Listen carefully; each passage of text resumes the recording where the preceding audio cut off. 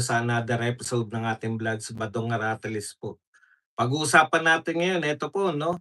Si Donald Trump, nanawagan po kay Xi Jinping, kasama po si Vladimir Putin, na magsanib puwersa ang tatlong pinaka makapangyarihang bansa sa buong mundo. Ah, magsanib puwersa laban sa ICC. Tindi, no? Paano yung mga kumakampi sa ICC? Kawawa naman kayo 'pag natuloy yan, pero matuloy yan at hindi, yang tatlo na yan kalaban ng ICC. Kumbaga ngayon nalalantad habang, si Tatay Digong, eto po ang naging epekto ni Tatay Digong sa pandaigdigang, politika, 'no. Hinighlight niya po yung, kumbaga yung kalokohan ng ICC na mismong mga rules nila binabali nila dahil sa pamumulitika, 'no. Nakakahiya dahil isang maliit na bansa ay, ginagamit yung ICC para sa politika ng mga namumuno po rito. Pag-uusapan din po natin ang walang humpay na atake sa mga Cayetano sa kasalukuyan, 'no. Pati nga po yung imbis na makiramay o maano tayo, irespeto natin yung pag-iyak ni Pia Cayetano, hindi po niya sinasadya yun, hindi po nag-iinarte. Tingin ko yung pag-iyak po ni Pia Cayetano, hindi napigilang galit, 'no, pero inaatake pa rin po. Kaya lang one way po, kasama yung media at saka ng mga iba pang mga trolls. One way po yung pag-atake, ayan.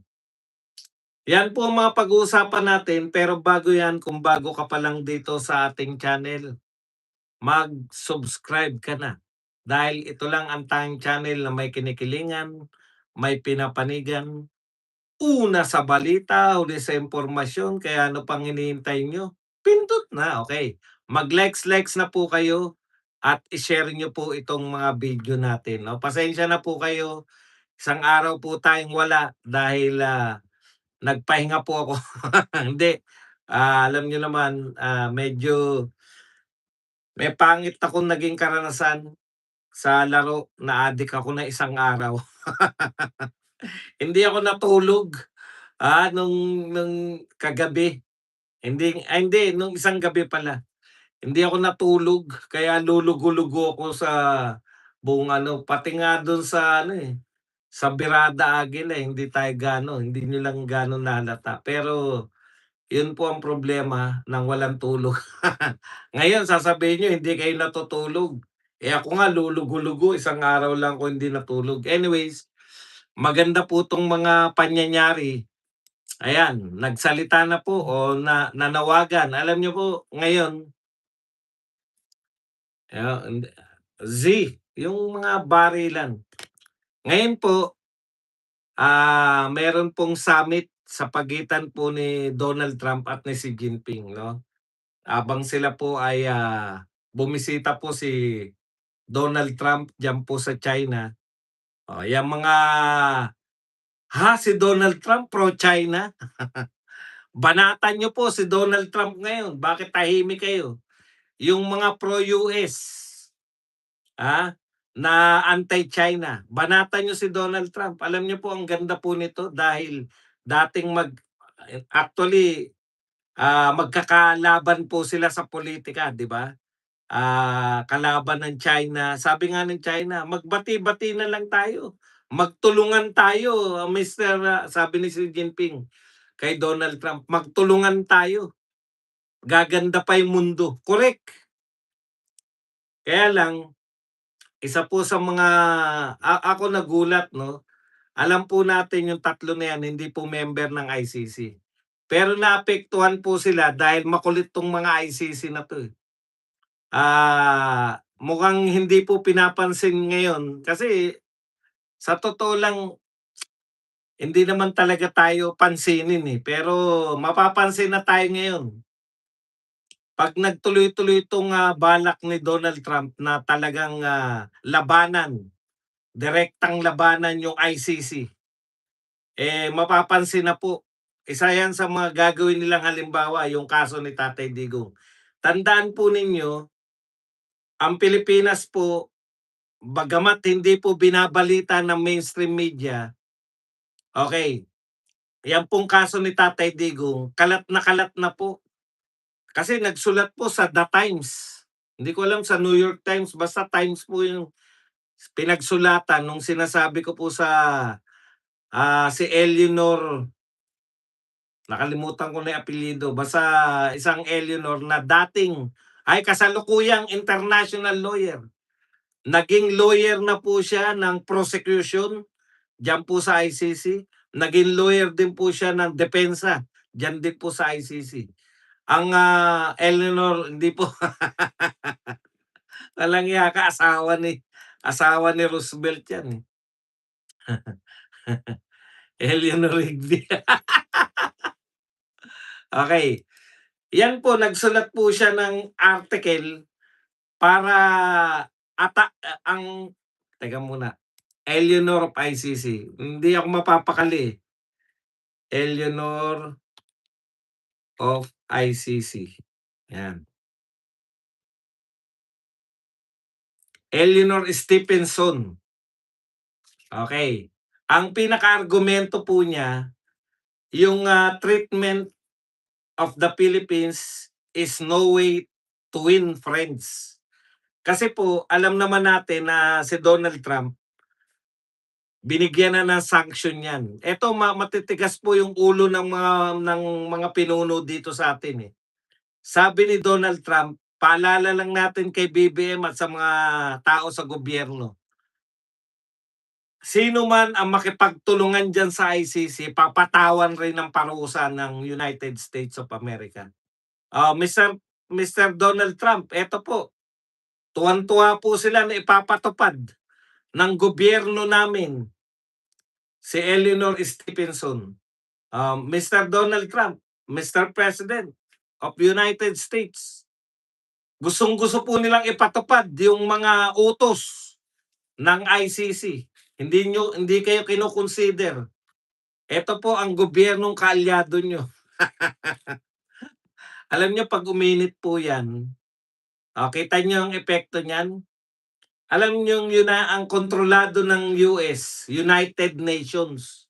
Doon po sa New York nakabase yan. Hindi po ako nanloloko dito. Sana daw totoo. Ito po ay balita, ito po ay balita dahil naroon po mismo si Donald Trump kay Xi Jinping ngayon, nag-uusap po sila. Hindi po binabalita dito eh. Alam niyo naman yung media natin selective eh. Pero mag-research lang po kayo, may mga computer naman yata kayo, meron naman kayo diyan. Binabalita po 'yan na nagkasundo po, na nag-uusap po si Donald Trump. Meron po silang summit, US-China summit na nagaganap po kasalukuyan. Hindi ko alam kung tapos na, sa Beijing ngayon. Okay. Isa po sa gustong in-agenda ni US President Trump ay magsanib puwersa yung China at saka yung Russia laban sa ICC.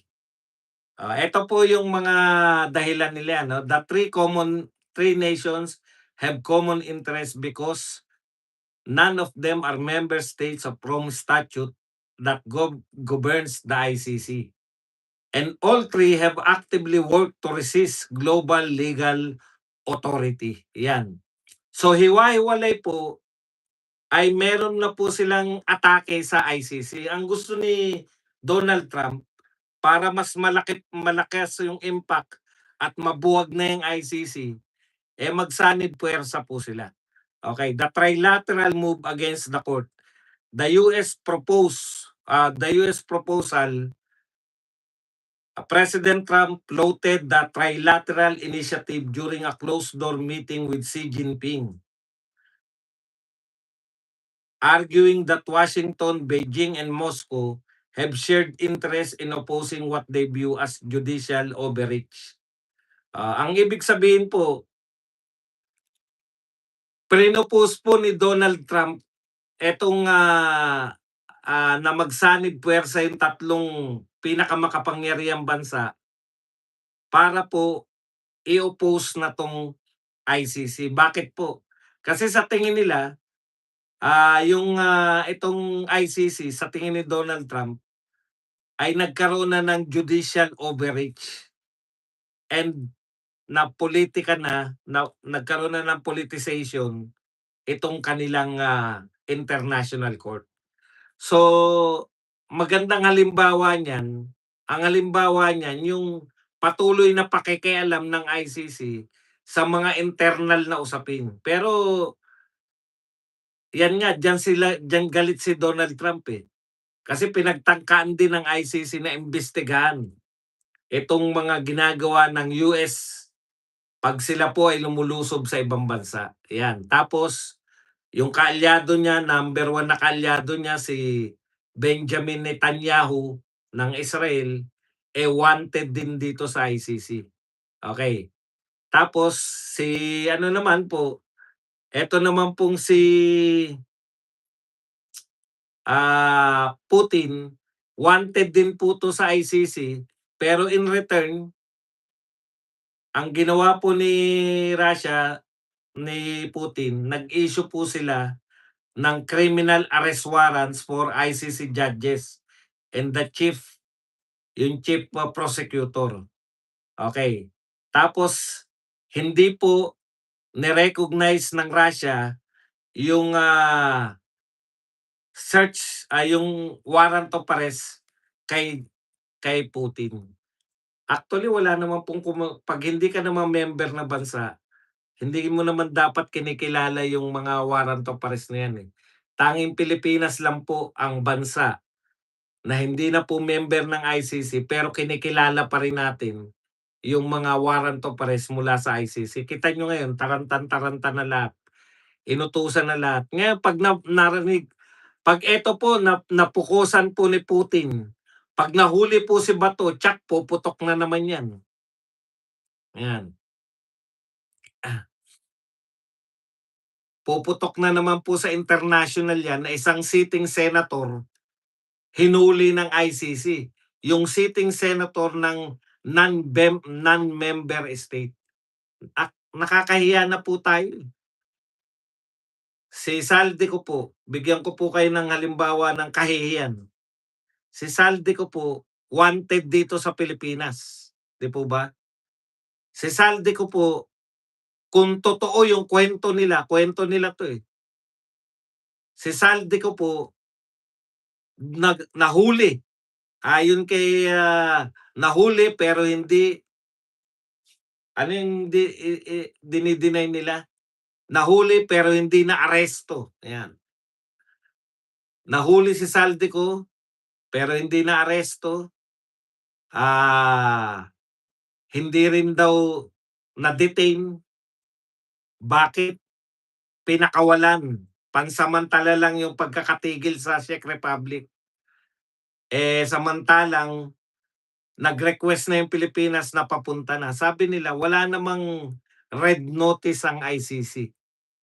Ngayon po, gano'n din po kay Senator Bato, wala pong notice yung ICC, ay yung, Interpol. Okay.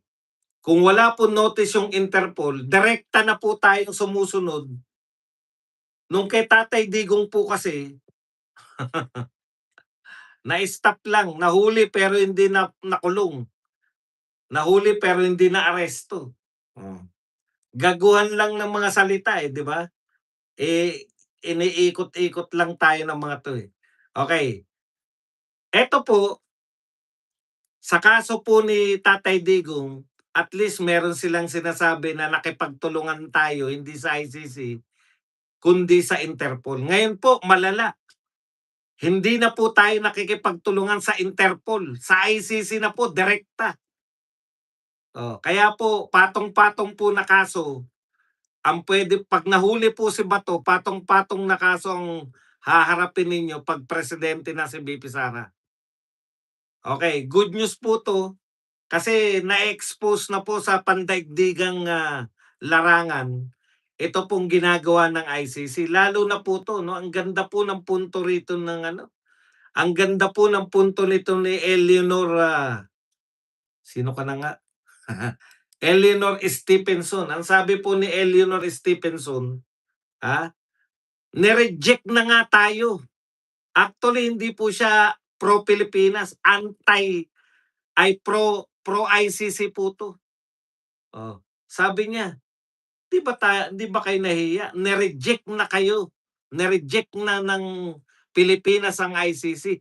Ipinagpipilitan niyo pa rin yung sarili ninyo." Parang yung ano lang 'yan, yung, 11 na hanggang ngayon, nagpipilit pa rin.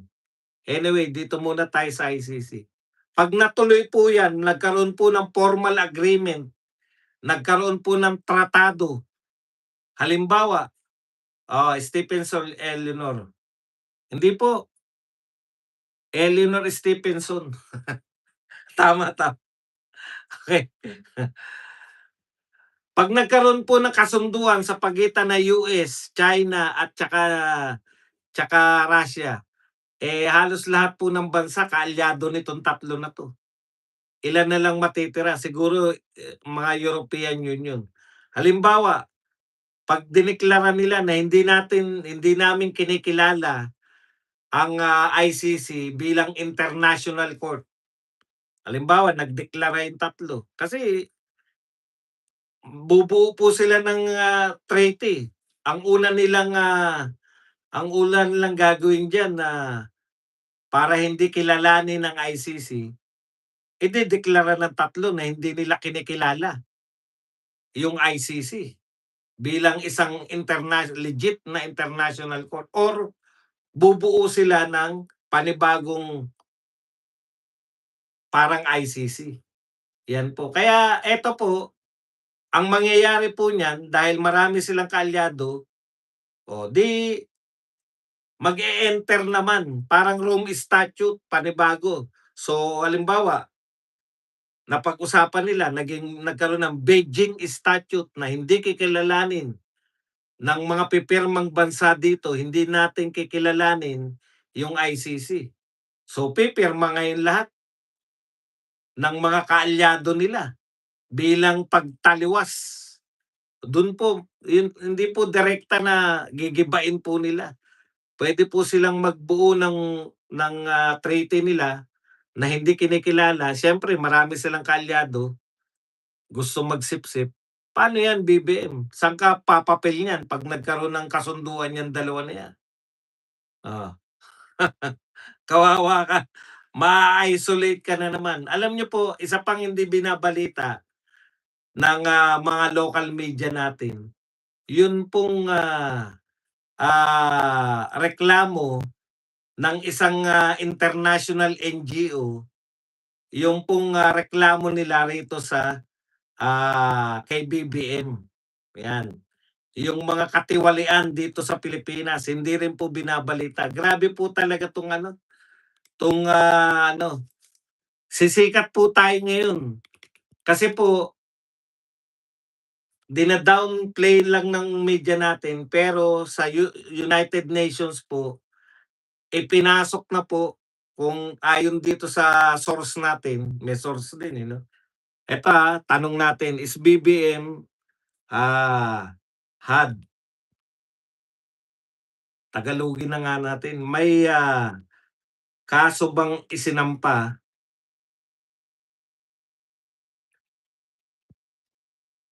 sa United Nations kay BBM?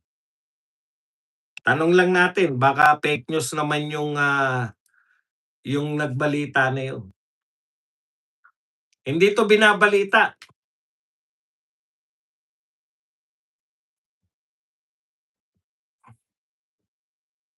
Okay.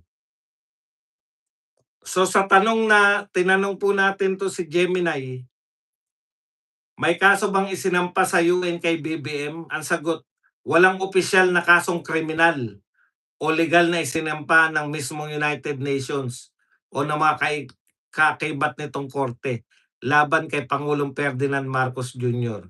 Ganun pa man, may kailang ulat ukol sa reklamo. May nagreklamo po o written submission na ipinadala ng isang non-government organization sa United Nations Human Rights Council. Yari kayo dito. Iba pa yung iba pa yung sa Hapon. Eto, naka-base din yata to sa Hapon. Isang Japan-based NGO na tinatawag na International Career Support Association ang naghain ng pahayag sa UNHRC. Nilalaman ng reklamo, inakusahan ng grupo ang Administrasyong Marcos ng political warfare o paggamit sa International Criminal Court bilang pampolitikang sandata laban kay dating Pangulong Rodrigo Duterte at sa pamilya nito. UN po to, nasa UN na po yan. Okay. Mga aligasyon, binanggit sa dokumento ang mga issue tulad ng amunay bribery, ghost flood control project at pagkawala ng pampublikong pondo. Hiling ng grupo na silipin ng UN ang sitwasyon. So may NGO po, nakabase sa Japan, pinasisilip po itong flood control at pakikipagtulungan ni BBM laban sa ICC laban dito. Ngayon, ito po, pwede po ito ang maging dahilan basehan ng US, China at Russia ng kanilang aksyon laban sa ICC. Yan yung sinasabi natin. Ito pong reklamo na to. Okay. Tugon ng pamahalaan ng Pilipinas. Thank you very much muna kay Charlie. Para fair po tayo, ano po ang tugon? Binalita na ni Julius Babaw yung sinabi ni Trump. Actually, may mga nag-post na sa TikTok at FB niyan. Ayan. At least may kinagat nila. Ang tanong dyan, boss, kung papansinin ba ng UN yan? Anong papansinin ng UN? Nasa UN na po to. Anong papansinin ba ng UN? Marami pong reklamo sa UN. Tapos pinapasok po nila yan. Yung next meeting po ng UN, kasama sa agenda to. Babasahin po tong reklamo na to sa United Nations. Okay. Ito po, magiging basehan na po to. Kumbaga, kahihiyan na po to ng Pilipinas. Babasahin po to ng hindi po matuloy. Nasa UN na po to. May reklamo na po sa UN. Ito po yung pangalan, no. Hindi ko maintindihan kung kayo ba ay naniniwala pa sa akin o hindi. Reklamo po to ng isang NGO laban dito sa administrasyon natin. Bakit po hindi ko makalat to? Kasi sutil yung media natin. Kaya dito nyo na nga po makukuha ang mga balita na to. Dalawa po, i-search nyo. Yung si Eleanor Stephenson, at saka itong sa UN na reklamo ng Japan-based NGO na International Career Support Association o ICSA. Iba pa po yung Japanese human rights na hindi rin binalita dito. Nabalita rin yan sa mga social media. Hindi po fake news to. Actually, may sagot na sila. Ito sagot nila. Baseless claims. Sabi ng DFA, walang basehan o baseless ang mga paratang ng ICSA. Ano walang basehan? Pucha, wala bang flood control dito? Iba po yung Fujiki, iba po yung kay Fujiki. Explain ko po, bago po ito. Iba po yung kay Fujiki noon. Ito po, bago po to na nagsampa po. Okay? Ayan. Sabi pa, eto, sumagot na po yung pamahalaan. Standard procedure, nilinaw ng DFA na ang pagtanggap at pagpapakalat ng UN sa mga ganitong sulat ay bahagi lamang ng kanilang rutinang pamamaraan o procedural rules para sa mga NGO. Hindi ito nangangahulugang kinikilala o ina-actionan ng UN na reklamo. Okay. So, dina-downplay ng DFA na yung reklamo po na 'to ay, pinakalat na po ng UN. Ganito po kasi mangyari, okey. Lahat po ng a-attend sa susunod na United Nations Human Rights Conference, bibigyan po ng, parte na po 'to ng UN document. So, bibigyan kayo ng dokumento, eto yung mga human rights problem sa buong mundo, nakasama na po riyan yung dokumento ng ICSA. Hindi po wala pong kinalaman ng mga politiko sa Pilipinas, NGO po yan sa Japan. Nakasama na po diyan yung reklamo ng ICSA. Ngayon ang ginagawa po nitong gobyerno natin para hindi po sila nakakahiya, sasabihin, normal lang po kasi inunahan na, eh. Ewan ko ba kung bakit 'tong mga media natin ayaw kumuha ng kopya. Meron na po 'yan sa United Nations, agenda na po 'yan ng United Nations. Etong sinasabi po ng ating DFA na, hindi naman aaksiyunan 'yan, ano ka manghuhula ka ba? Nakalagay na nga sa agenda, eh. Tapos sa papeles, bibigyan po ang bawat nasyon na miyembro ng United Nations ng reklamo na 'to ng ICSA. Okey. Standard procedure lang daw 'yun. Hindi ito nangangahulugang kinikilala o inaksiyunan ng UN ang reklamo. Huwag kang mag-alala, DFA. Ayan ang trabaho mo, ipagtanggol 'yan kung ano po ang puwedeng gawin ng Pilipinas. 'Pag 'yan po ay binasa at inagenda, puwede niyang ipagtanggol na ito po ay ano or puwede niyang i-ignore. Tatahimik lang ang Pilipinas. So, depende po sa diskarte 'yan ng DFA natin. Ngayon po 'pag tumahimik tayo riyan, hindi natin ano 'yan, bahala na po yung ano, may mga kopya ng media natin ayaw lang ibalita. 'Di ba? Ganyan kasutil ang media natin, eh. Walang inaasahang aksyon. Ito po ang sabi ng DFA, kumpiyansa ang pamahalaan na hindi ito dinggin o aksiyunan ng United Nations Human Rights Council dahil paulit-ulit na itong ginagawa ng nasabing grupo nang walang nagiging resulta. Ang problema sa sinasabi niyo, nakakulong si Tatay Digong, eh. Hindi po papansinin 'yan kung simpleng reklamo lang. Kaya po nagreklamo yung ICSA dahil gusto nilang palayain si Tatay Digong. Alam niyo po ba kung anong mga laman ng nung reklamo nila?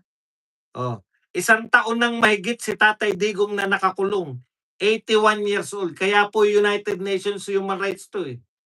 81 years old si Tatay Digong, 1 taon na nakakulong, hindi pa nagsisimula yung trial. Asan ang humanitarian? Alam niyo po sa United Nations inuuna nila yung kapakanan po.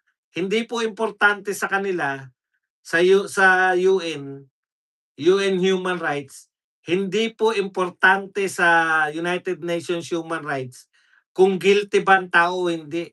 Ang importante sa kanila, binigay iginalang niyo ba yung human rights niyan? Ah, iginalang niyo ba yung human rights ng nakabilanggo na 'yan? Paano igagalang yung human rights? Hindi niyo lang meron sa ICC na interim release. Hindi niyo pinalaya si Tatay Digong para maging maayos yung paggagamot. Yung health po ni Tatay Digong ang titignan diyan. Ayaw po ng United Nations na nakukulong dahil sa politika. Kaya mahigpit po diyan. Eto po sikat si Tatay Digong. Hmm. Kaya maraming salamat po kay Green na 249. Tapos ngayon nakikita niyo, hindi tayo member ng ICC, huhulihin si Bato. Madadagdag po 'yan. Kasi ang binibintang diyan, namumulitika na yung ICC, nakikialam na sa politika.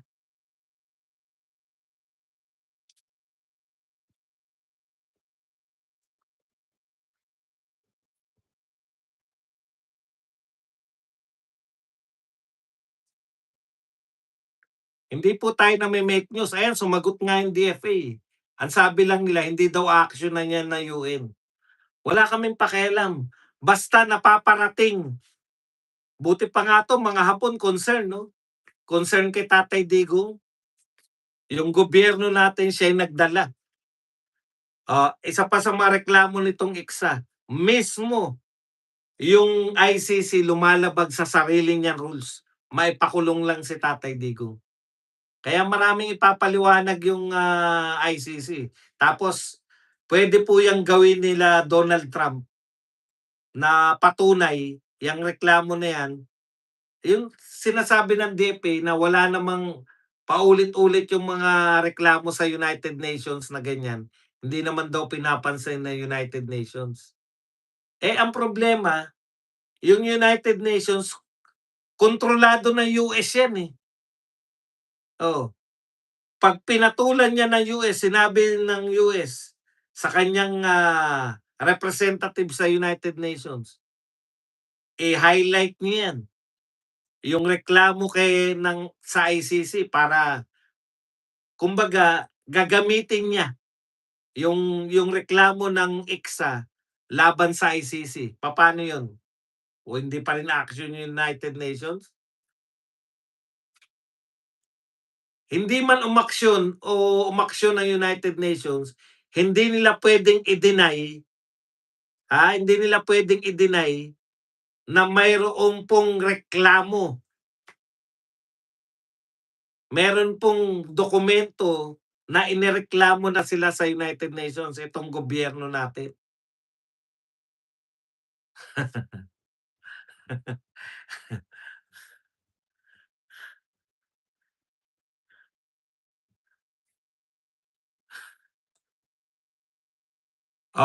Ulitin ko po, kasi marami daw, social media na anong tawag diyan, nagpe-fake news. Walang opisyal na kasong kriminal o legal laban na isinampa sa United Nations, pero may reklamo po, may dokumento po ng reklamo sa United Nations laban po sa ICC. Eto, 'yan, ulitin lang natin, yung Administrasyong Marcos ay may political warfare at ginagamit yung ICC bilang pampulitikang sandata kay dating Pangulong Rodrigo Duterte at sa pamilya nito. Okay, may nagpakape ba?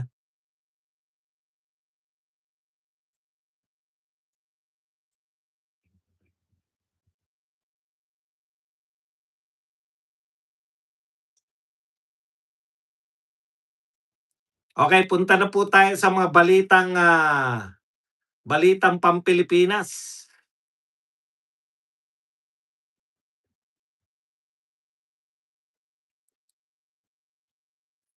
Kung ano lang po abutin natin. The rule of the law should always prevail. Dapat manaig ang pagrespeto sa batas at prosesong legal. Inuulit ko ang aming panawagan kay Senator De La Rosa, igalang ang batas at mag-submit at makipagtulungan sa mga alagad at proseso ng batas. Bakit hindi niyo masabi na sa ICC? Bakit batas kayo ng batas?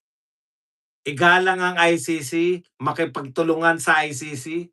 Utot nyo, Raysa Ontiveros. Yan po ang mga taksil. Bakit mo igagalang yung ICC? Hindi naman nga tayo membro niyan.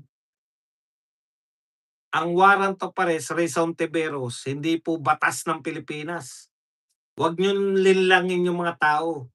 Hindi po tayo miyembro ng ICC. Ano man pong ilabas nilang batas, hindi dapat pinapatupad yan dito. Ito po ang sabi ni Tulfo, kung ako tatanungin mo siguro para hindi na mahirapan, ika nga, na magtago-tago, pero kung ako tatanungin siguro sumuko na. Oh. Sa tingin mo nahihirapan si Bato na magtago-tago? Ano ba epekto Tulfo, Erwin Tulfo, total dumaldal ka na naman, eh. Si Grace po hindi na senador kaya wala na po siya sa eksena. Okey, Tulfo, total dumadaldal ka. Ano ba yung sinasabi mong magtago na, nahihirapan sa pagtatago-tago. Alam mo ba kung anong gagawin kay Bato 'pag sumuko siya? Dadalhin siya sa dahig, ikukulong. Sa tingin mo, ang option ni Bato magtago o makulong sa ICC? Sa tingin mo, ano pipiliin ni Bato? Ang husay niyong magsalita 'no, na sumuko ka na lang para hindi ka na mahirapang magtago. Mas mahihirapan po siya ro'n, habang buhay nang ikukulong 'yan.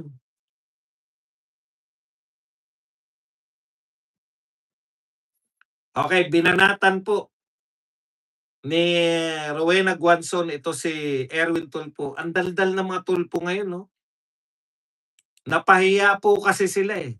'Di ba habang ang tagal po nila nananahimik, hinahanap natin kung kailan sila magsasalita, 'di ba? Wag po nating kalimutang mag-likes. 1,300 tayo, 495. 'Di ba sinasabi natin, gusto niyo bang magsalita yung mga Tulfo? Magdala kayo ng nag-aaway na mag-asawa sa Senado. Nung nagsalita naman araw-araw. Nagsalita ka, Erwin Tulfo, wala na si Bato sa Senado. Dapat lahat ng dinadakdak mo tungkol kay Bato, sinabi mo sa harap niya. At sinabi mo para wala ng gulo, Bato, mag-resign ka na. Eh, pinapalo ni Bato yung lamesa mo, eh. Nung napunta po nung galit na galit si Bato, pinapalo yung lamesa mo dahil alam na ikaw ang isa sa pinakasipsip kay BBM. Pinapalo lamesa mo, sinasabi, "Anong klaseng gobyerno 'to?" Pak! Sabi mo, nakaganon ka lang. Dapat kung sinabi mo kay Bato yang sa harap ni Bato yang mga sinasabi mo ngayong wala na si Bato, bibilib pa kami sa'yo. Sabihin mo, bulungan mo lang, "Brad, kung ako sa'yo, para hindi ka na tayo nahihirapan, sumuko ka na lang."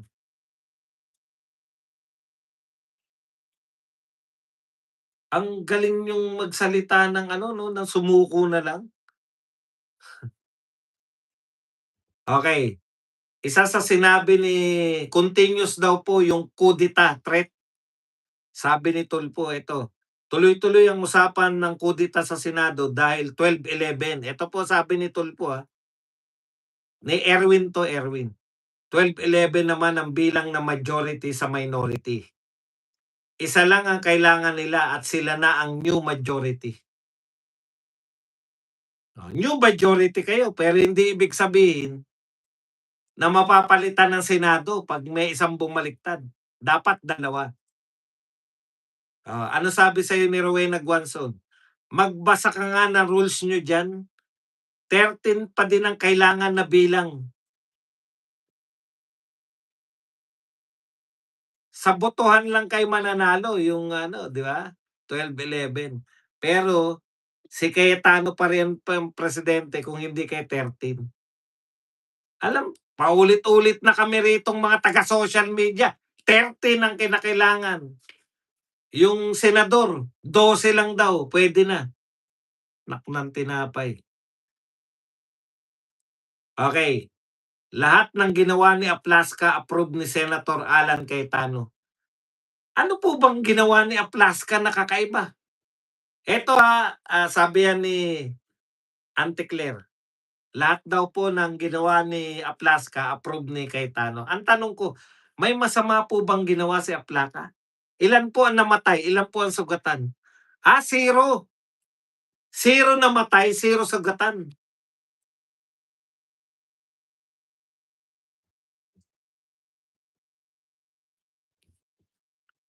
Zero namatay, zero sugatan. Tapos, baka may nabugbog, ilan po nabugbog sa NBI? Wala rin. Sa ano po, sa media baka may nabugbog. Wala rin. Kaya kayo nanggagaliiti simple lang, eh. Gusto niyong hulihin si Bato, hindi niyo nahuli. Yan lang po yun. 1-4 tayo, 567 lang po nagla-likes. Mag-likes-likes po kayo.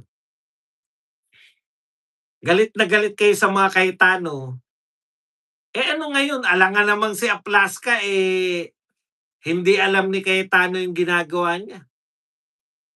Kung meron pong problema kay Aplaska, sampahan niyo po ng kaso. O yan, may nagtanong dito, papaano yung usaan na nabugbog? Bakit hindi binabalita ng media? Bakit hindi po kinukundina ng media? Ang ginawa lang po ni ni Aplaska, nagpaputok lang po, warning shot. Bakit po may warning shot? Kasi pumapasok na sila sa loob ng Senado. Meron pala nagpakape, bakit hindi natin nabati?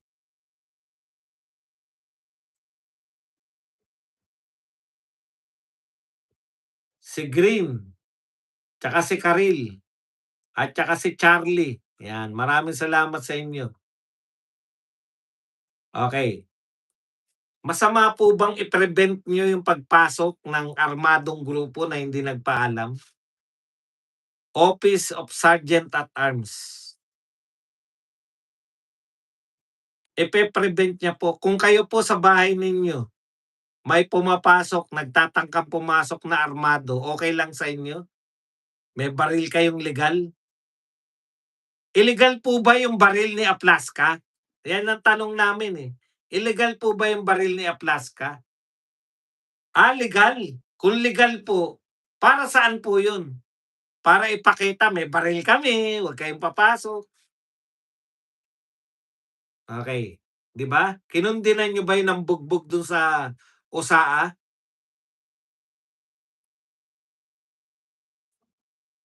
Bugbog talaga mga Cayetano, pati po si Pia Cayetano na naiyak na sa galit.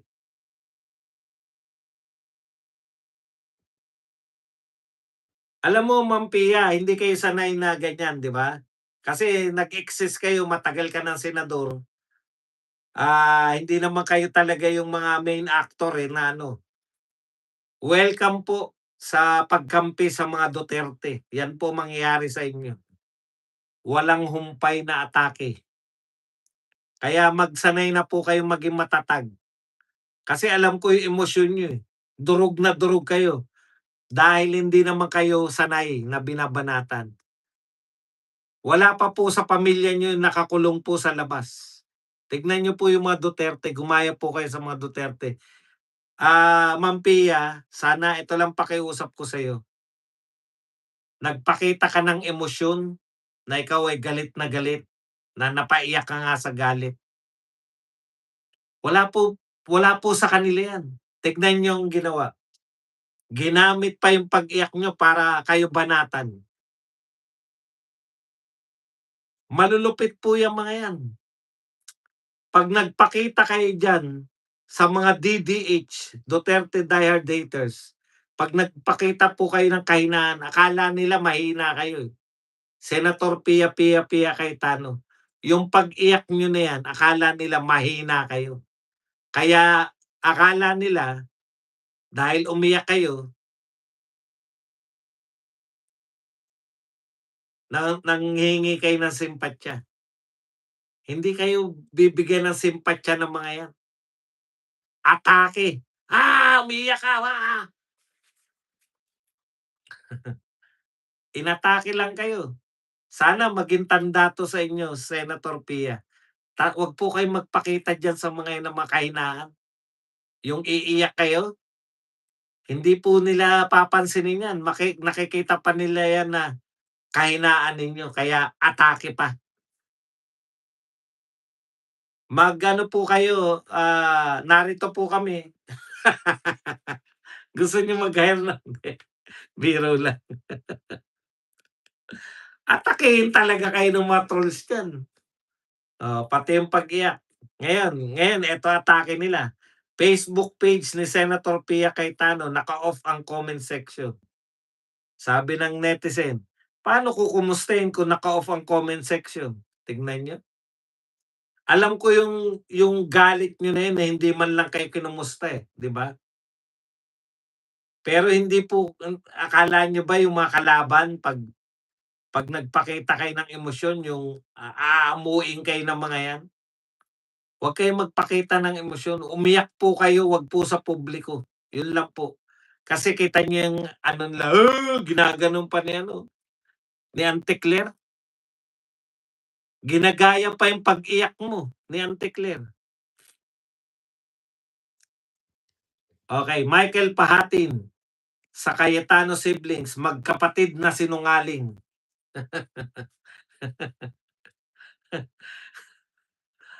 Michael Pahatin, bakit ka nga natanggal sa Channel 7? Channel 7 'to, 'di ba? Michael Pahatin, bakit ka nga natanggal sa Channel 7? Ilabas niyo nga yung ano nito, yung video nito na yung, narito po tayo sa nag-aaway, may nag-aaway po dito para mang-away, sabi nila. Okey ka na ba, Parad? Ha? Normal naman, normal. Wala ka na sa Channel 7, bakit?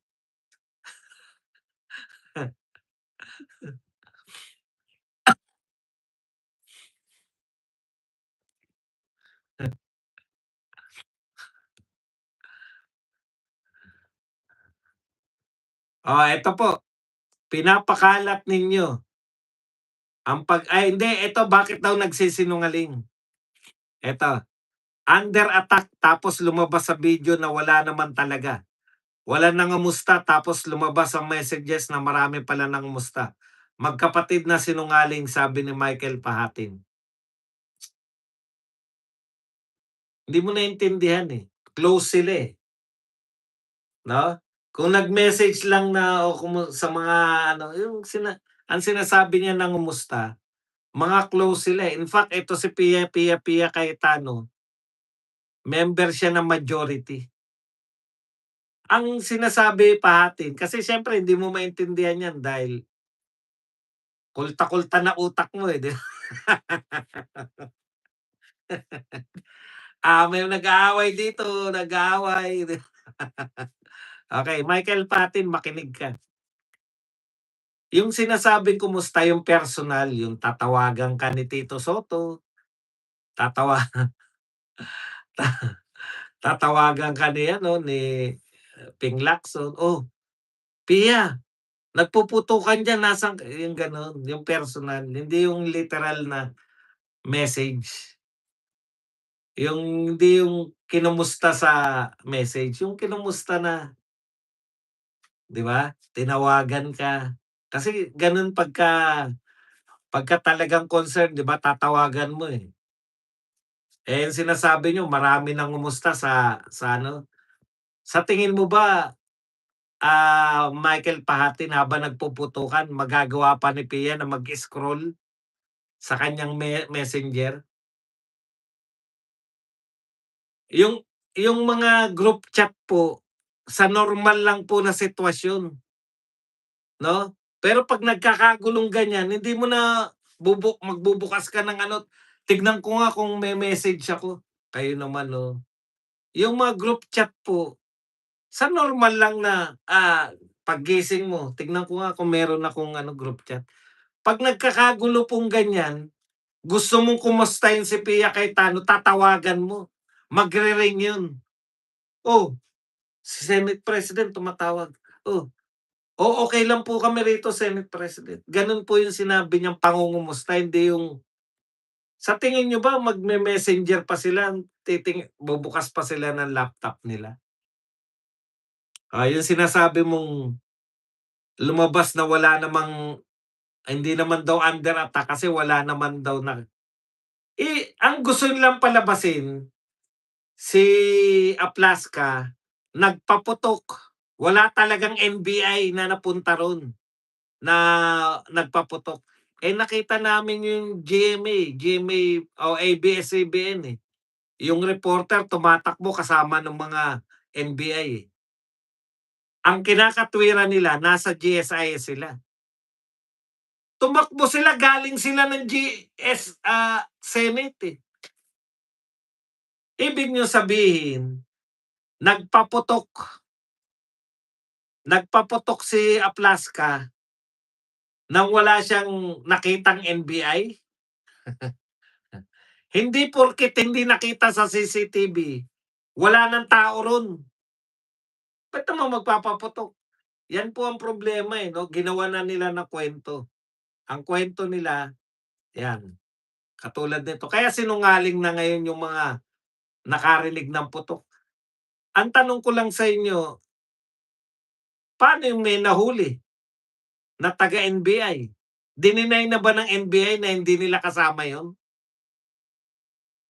Nahuling may parapin test, nag-parapin test, nahuling nagpaputok. May katwiran na ba kung bakit siya nagpaputok? Sinabi ba ni Aplaska na pinutukan sila muna bago siya nagpaputok? Sabi niya nagbigay siya ng warning shot. Siya na una nagpaputok, warning. Eh, nung pinutukan sila, eh, pinutukan niya na ng pinutukan. Anong kasinungalingan dun? Okey sana kung wala nahuling NBI na hindi nagpaputok.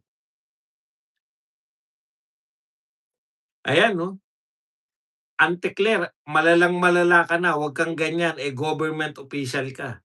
Sinusuwelduhan ka namin ng 300,000, USEC ang ranggo mo. Ginaganyan-ganyan mo yung senador kasi ginaya po sa kanyang vlog ni Antikler yung pag-iyak ni Pia Cayetano. Kaya yan lang ang payo namin sa inyo sa magkapatid. Hindi kayo sanay ng atake nila katulad ng mga Duterte. Yung mga Duterte, mini-meryenda yang araw-araw na pag-atake. Pero alam ko kung bakit ganyan, galit na galit si Pia kasi 'di ba, hindi sila sanay na inaatake ng ganyan. Yan lang po ang ating topic, puwede na kayong magtanong. Yan, hindi